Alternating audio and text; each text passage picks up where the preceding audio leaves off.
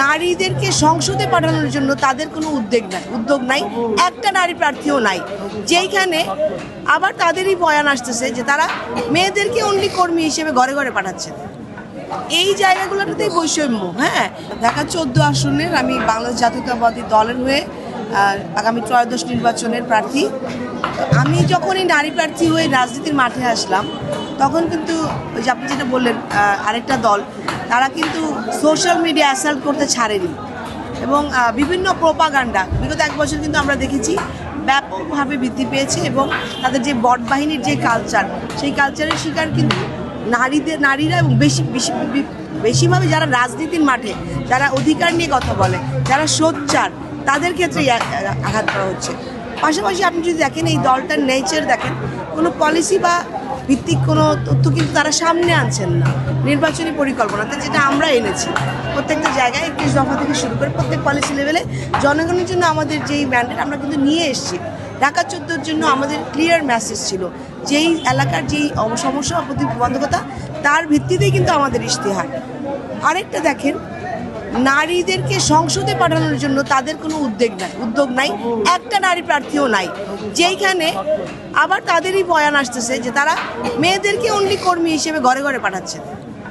এই জায়গাগুলোতেই বৈষম্য। হ্যাঁ, এই জায়গাগুলোতে আমার ভাই বোন আমরা সকলে মিলেই প্রচারণা করতে হবে।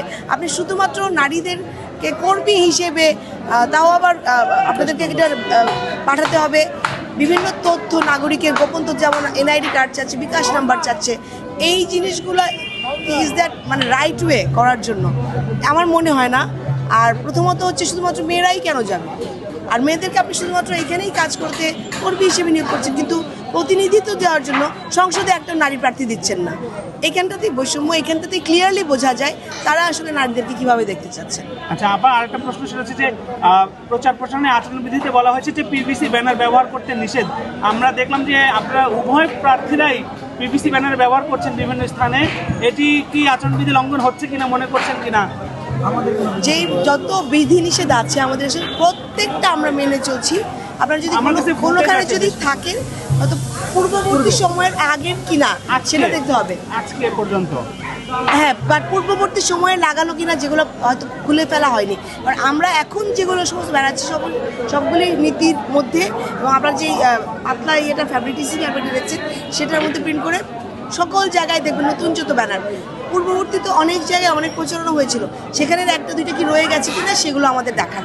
আপনাকে ধন্যবাদ। হ্যাঁ, আরেকটু আমাদের সামনে ঢাকা 14 আসনের তরুণ ভোটার এবং নারীদের জন্য আপনার মানে সামনে কি পরিকল্পনা বলেন? পরিকল্পনা হচ্ছে জুলাই অভ্যুত্থানের পরে অনেক বড় একটা অংশ কিন্তু তরুণদের জন্যই কিন্তু নির্ধারিত।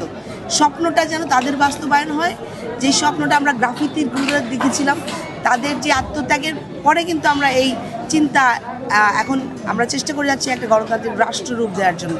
তো সেই জায়গা থেকে তাদের জন্য শিক্ষার পাশাপাশি বিভিন্ন প্রশিক্ষণের ব্যবস্থা করা, বিভিন্ন ভাষা শিক্ষার ব্যবস্থা করা, যদি অন্য কোনো দেশেও তারা কাজ করতে চায়, এই দেশে কাজ করার ক্ষেত্রে সরকারি প্রতিষ্ঠানের পাশাপাশি বেসরকারি যে সংস্থাগুলো আছে সেগুলোর মধ্যে একটা সংযোগ স্থাপনের মাধ্যমে যতটা সম্ভব কর্মসংস্থানের যে অভাব সেই জায়গাটা যেন আমরা গুছিয়ে আনতে পারি। প্রথম ও প্রধান দায়িত্ব তাদের নিরাপত্তা নিশ্চিত করা, যেন তারা বের হওয়ার পরে মেয়ে থেকে শুরু ছেলে সকলে নিরাপত্তা নিশ্চিত করা যায়। তারা কাজে বের হওয়ার কর্মসংস্থানের জায়গায় বা বাড়িতে বা এলাকায় মহল্লায় সব জায়গায় তারা নিরাপদ থাকে, যে নিরাপত্তাটা এখন কিন্তু তাদের নাই।